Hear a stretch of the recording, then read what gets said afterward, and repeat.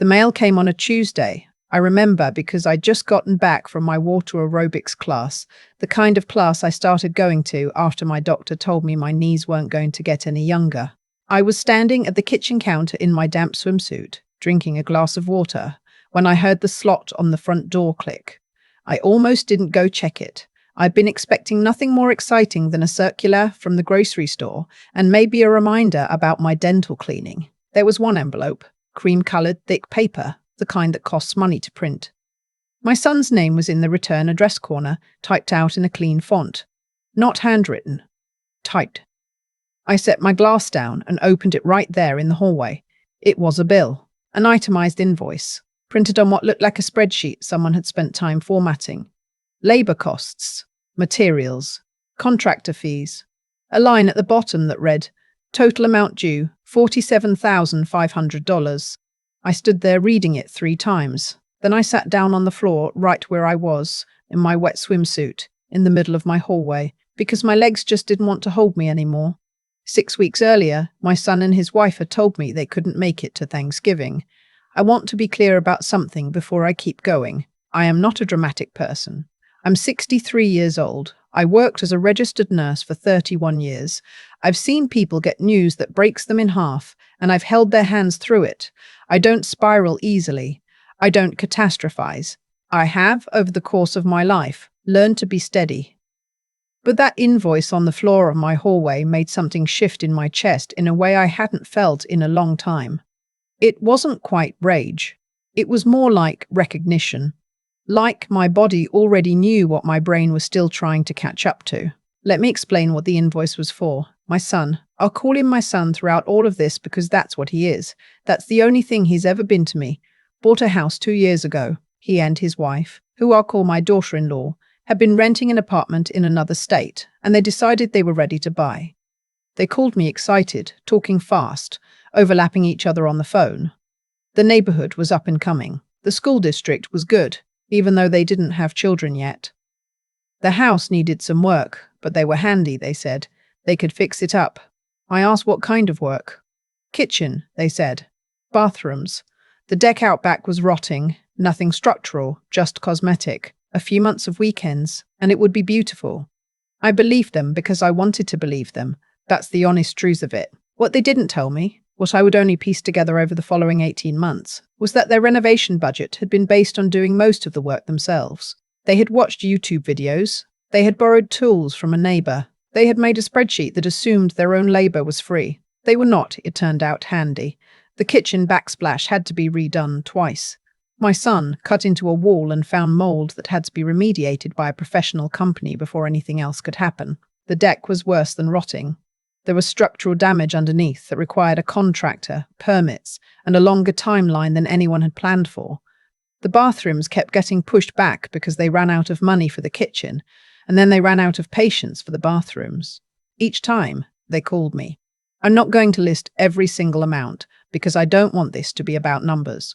But I will tell you that over the course of 18 months, I sent them money 7 times. The smallest amount was $1,200 for an emergency plumbing issue. The largest was $14,000 when the mold remediation bill came in, and they said they couldn't make payroll on their other expenses that month. I sent the money because I love my son. I sent it because I had savings from 31 years of nursing, and I didn't need all of it, and he did. I sent it because every time he called me, he sounded like the little boy who used to come into my room during thunderstorms and crawl into my bed without saying a word, just needing to be next to someone safe. I thought I was being that safe person. I didn't realize I was being a resource. Thanksgiving came up in September, which is when my daughter-in-law texted me to say they'd be spending it with her family in Colorado. Her parents were getting older, she explained. They wanted to prioritize that side of things this year. She hoped I understood. I texted back that I understood. I did understand. People make choices about where to spend holidays. Families are complicated. I wasn't going to hold a grudge over one Thanksgiving. What I didn't do was respond to the group chat my son started 3 days later, the one that was planning a ski trip for the week after Thanksgiving. Him, his wife, 2 of their friends, her younger sister and her husband. A full vacation, with a rental house that, based on the link he shared in the chat before realizing I was in it, cost $4,800 for the week. He removed me from the chat about 20 minutes after he added me. I don't think he noticed I'd already seen the link. I didn't bring it up. I put my phone face down and I made myself a cup of tea and I sat with it. 3 weeks later, the invoice arrived. I read it again, sitting on my bedroom floor that night, after I'd showered and eaten something, and tried to talk myself into being calm. The invoice was for what they were calling project management and oversight of the house renovations. My son had apparently been keeping records, his version of records, of his time spent coordinating contractors, making supply runs, being present for inspections. His wife had her own line items, design consultation, material sourcing, aesthetic direction. They had valued their combined time at roughly $65 an hour. The total, after accounting for what they called the family contribution discount, came to $47,500. There was a due date, 30 days. At the bottom, in a smaller font, there was a note. We feel it's important to have this formalized as we move forward as a family. We hope you understand. I set the invoice on my nightstand. I turned off the lamp. I lay in the dark for a long time. I thought about the mold. I thought about the plumbing. I thought about the $14,000 check I had driven to the post office myself because my son had said he needed it by the end of the week and he didn't trust electronic transfers for amounts that large. I thought about Thanksgiving. I thought about the ski house. I thought about the word formalized. I didn't sleep much that night, but by the time the sun came up, I knew exactly what I was going to do. I am, as I said, a nurse. Or I was for most of my adult life. One of the things nursing teaches you, one of the things that 31 years of it carves into your bones, is the difference between a crisis and a situation. A crisis requires immediate action, and sometimes triage decisions you'll have to make fast. A situation requires assessment first. You look at what you have. You look at what you're dealing with. You make a plan before you move. This was a situation. I spent the next 2 days pulling together every record I had. I'm organized by nature, and I'd kept records of every transfer, every check, every Venmo payment, and Zelle transaction going back to the beginning. I had the text messages where my son had described what the money was for each time. I had the 2 times I'd asked gently when things might level off, and his responses. Once a series of reassurances that they were almost done, and once, more recently, a simple things are still complicated, Mum. I called my financial advisor, a woman I've worked with for 12 years, and I explained the situation. She listened without interrupting. When I finished, she said, "Do you want my honest opinion?" I told her yes. She said, "You've been funding a lifestyle, and they've figured out how to make it feel like family." I drove to see my attorney the following afternoon. I'd used her twice before. Once for a real estate matter, and once when I updated my will after my husband passed. She's practical and direct, and I appreciate both of those things. I showed her the invoice. She read it carefully. She asked me a few questions about the money I'd sent, whether any of it was documented as a loan, whether anything had been signed. The honest answer was no.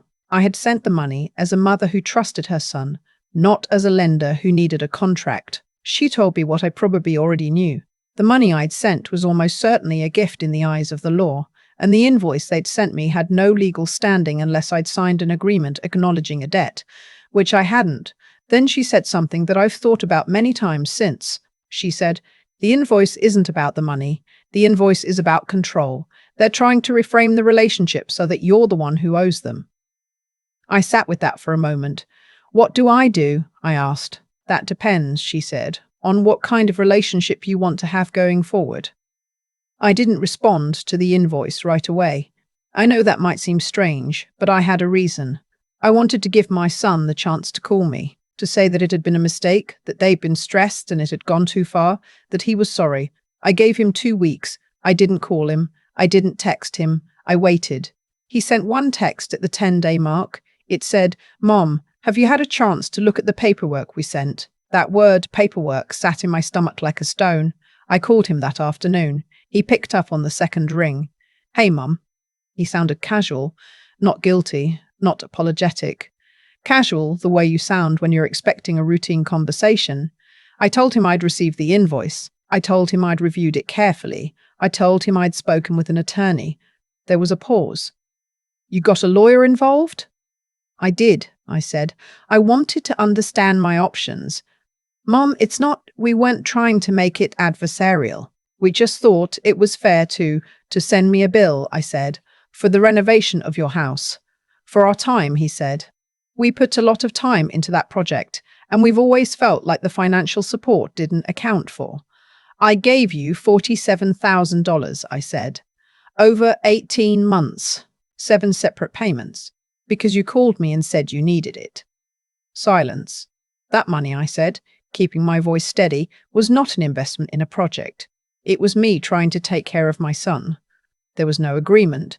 There was no discussion about repayment or compensation. I sent it because I loved you and I thought you needed it. He started to say something about how their time had value, about how professionals would have charged far more, about how it was important to him that their contribution be acknowledged. His wife was in the background. I could hear her voice, low, prompting him. I recognized the dynamic for what it was. I let him finish.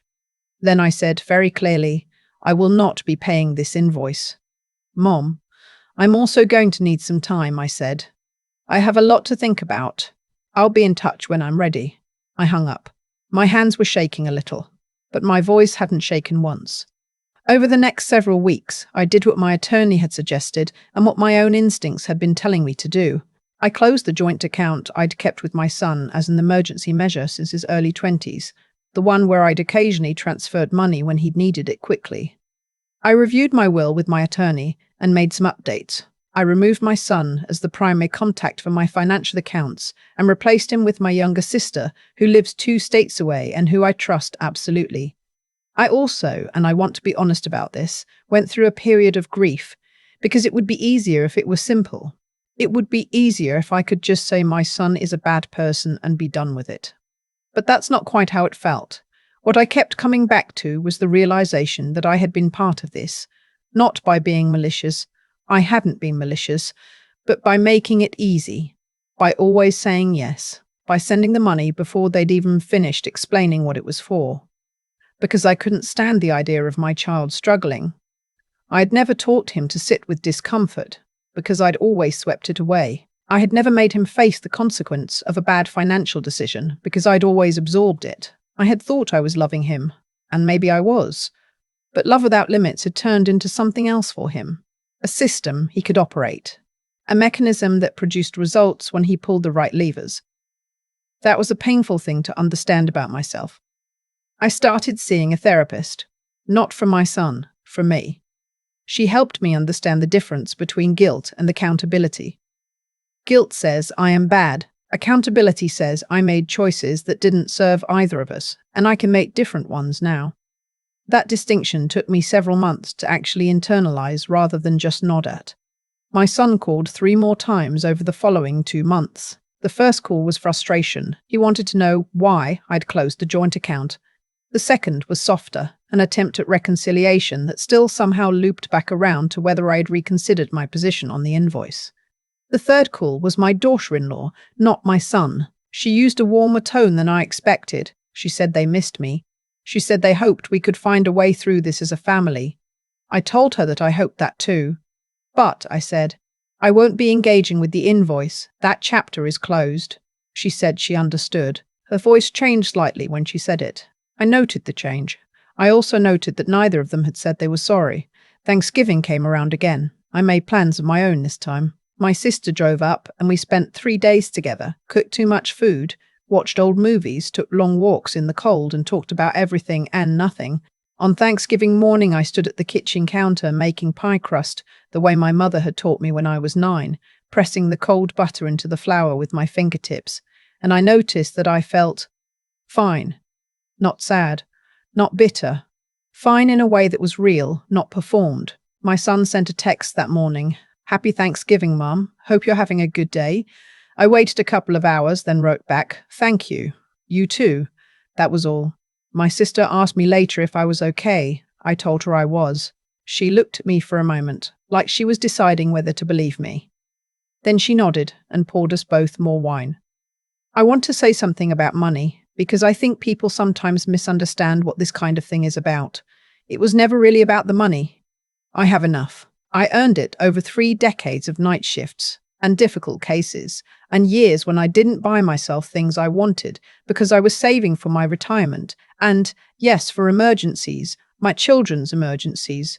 I always assumed the money was never the wound. The wound was the invoice, what it represented. The idea that my son had sat down with his wife and calculated the value of their time and decided that the right move was to send his mother a formal bill. That somewhere in that decision-making, neither of them had stopped and said, "Wait, this isn't right." That they'd both looked at 31 years of me, of my work, my sacrifices, my presence, my love, and decided that the account was running in their favor. That's what I've had to grieve. Not the money. The version of my son I believed in. The version that wouldn't have done this. We talk occasionally now. It's cordial. He remembers my birthday. I ask about his work, his house. We don't talk about the invoice. We don't talk about Thanksgiving or the ski trip or the joint account. We exist in a kind of polite distance that neither of us has named. I don't know if we'll ever get back to something real. I genuinely don't know. I haven't closed the door on it, but I also haven't gone looking for the key. What I know is this. I'm not angry anymore. I was angry for a while, quietly, the way I do most things, and then I worked through it and came out the other side into something calmer, something that feels, if I'm honest, a little like freedom. I pay my own bills now. I keep my own accounts. I have a will that reflects what I actually want for my estate and why. I have a therapist I see twice a month, and a financial advisor I trust, and a sister who drives 5 hours when I need her without being asked. I have my water aerobics class on Tuesdays and Thursdays. I have the pie crust recipe my mother taught me. I have 63 years of knowing who I am, including the parts I'm not proud of, including the choices I'd make differently. And I'm still standing in my kitchen, still steady, still here. The invoice is in a folder in my filing cabinet. I kept it, not out of bitterness, but because I believe in documentation. It's labeled clearly, the way I label everything. It will stay there. A record of a thing that happened, a moment when I had to decide what I would and wouldn't accept. I decided, and for the first time in longer than I can remember, I feel like the decisions I make are mine again. I've had a lot of time to think about how I got here, and the honest answer, the one I had to sit with before I could say it out loud, is that I built the conditions for this myself. Not intentionally, not out of weakness exactly, but out of a kind of love that never learned to say the word enough. Every time my son called with a problem, I solved it. Every time there was a gap, I filled it. I told myself that's what a good mother does, and maybe it is when children are small and the world is large and they genuinely don't know how to navigate it yet, but my son is a grown man. And somewhere along the way, I kept treating him like he was still standing in a thunderstorm, needing to crawl into my bed to feel safe. I never asked him to learn to sit with the storm. That's the part that took me the longest to understand. The invoice was cruel, yes. The ski trip while I sat alone on Thanksgiving was a kind of cruelty too. But neither of those things appeared out of nowhere. They grew slowly, in soil I had a hand in preparing. When you never say no, people stop expecting the word. When you always absorb the cost, people stop counting the cost. Not because they're monsters, though the behavior was monstrous, but because you trained them, without meaning to believe that the cost doesn't matter. That you'll catch it. I caught it for 20 years. And then one Tuesday, standing in my hallway in a damp swimsuit, holding a cream-coloured envelope, I finally saw the whole shape of what I'd built. And I had to decide, do I keep building it, or do I stop? I stopped. What came after that wasn't easy. There's no version of this story where the ending is painless. My son and I exist now in a polite distance that neither of us has named, and some days that distance sits heavier than others. I won't pretend otherwise, but I also know, and this is the thing therapy helped me understand clearly, that accountability is not the same as punishment. I'm not withholding myself from my son to make him suffer. I'm withholding the parts of myself that were being consumed without gratitude, without acknowledgement, without even basic recognition that they were being taken. That distinction matters. Grief and bitterness look similar from the outside, but they move in completely different directions. Grief processes and releases. Bitterness holds and hardens. I chose grief. I sat in it for months, and now I'm on the other side of it, standing in my kitchen, making pie crusts the way my mother taught me, and I feel something I hadn't felt in longer than I realized. I feel like myself. The invoice is in a folder in my filing cabinet. My accounts are my own. My will reflects my actual wishes. My sister drives 5 hours when I need her. My Thursday water aerobics class starts at 9. I think the deepest thing I've learned, not from a book, not from advice, but from living through this, is that love is not the same as sacrifice without limit. Real love, the kind that serves both people, requires honesty. It requires the courage to say, this is what I can give, and this is where I stop. That boundary isn't a wall, it's just the truth. And the truth, even when it's hard, is the only foundation anything real can be built on. I didn't know how to tell that truth for a long time. I know how now.